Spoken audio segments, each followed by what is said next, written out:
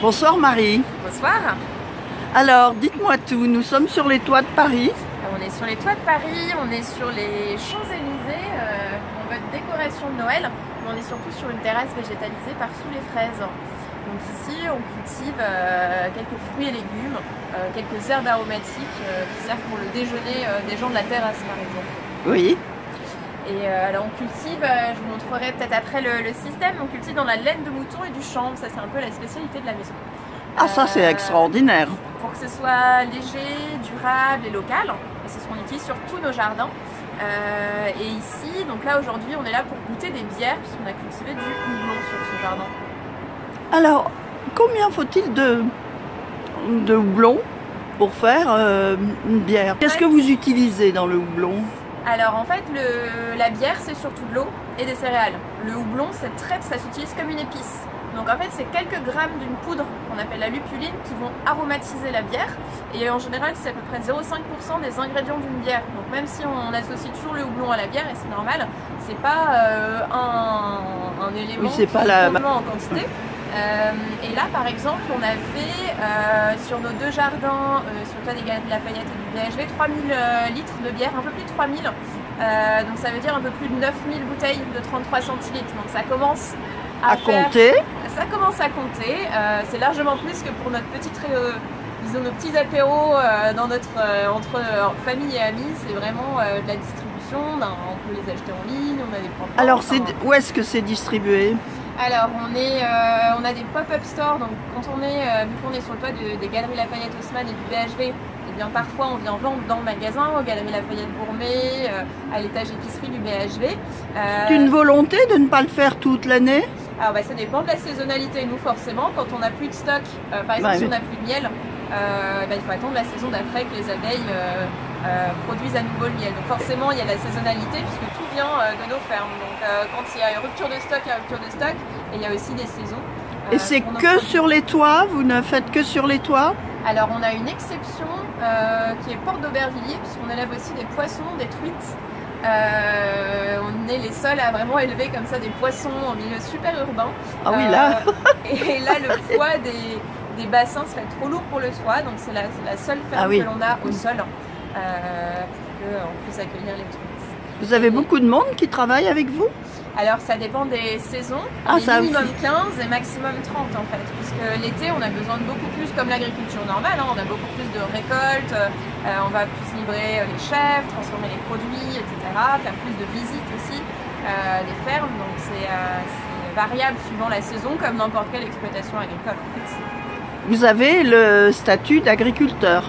On n'a pas le statut d'agriculteur, parce que notre métier c'est pas juste d'élever, de cultiver des plantes, c'est aussi de concevoir les fermes. Donc nous on conçoit, en gros on nous donne des plans d'un toit, on sait comment construire une ferme, on la construit et ensuite derrière on cultive les plantes, on en fait des produits, donc en fait on a une activité qui est bien plus large que juste cultiver des plantes en fait, c'est tout un projet de A à Z.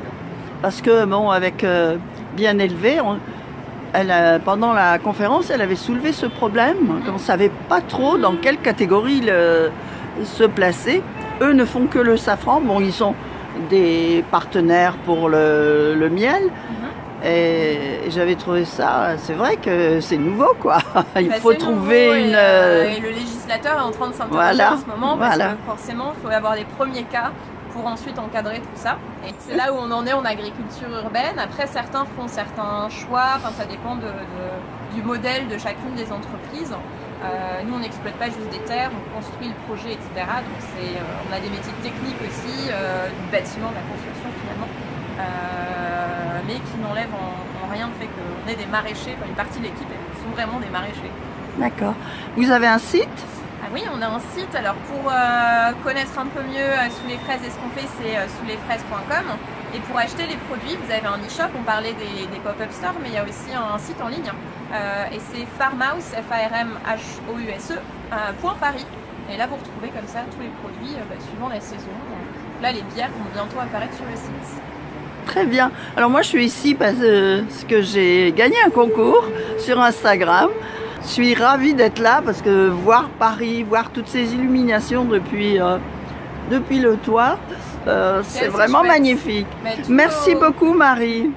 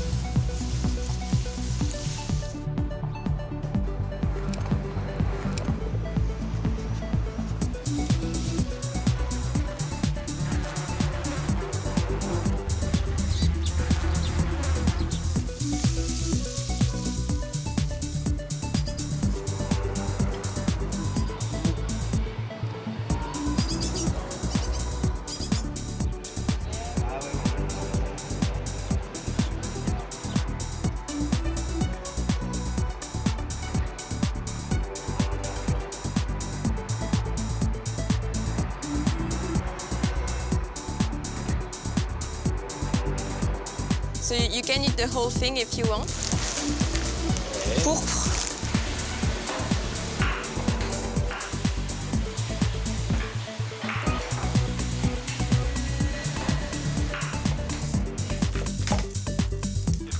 Et nous, c'est la première fois, donc c'est d'autant plus excitant. Ah, la bonne vote alors.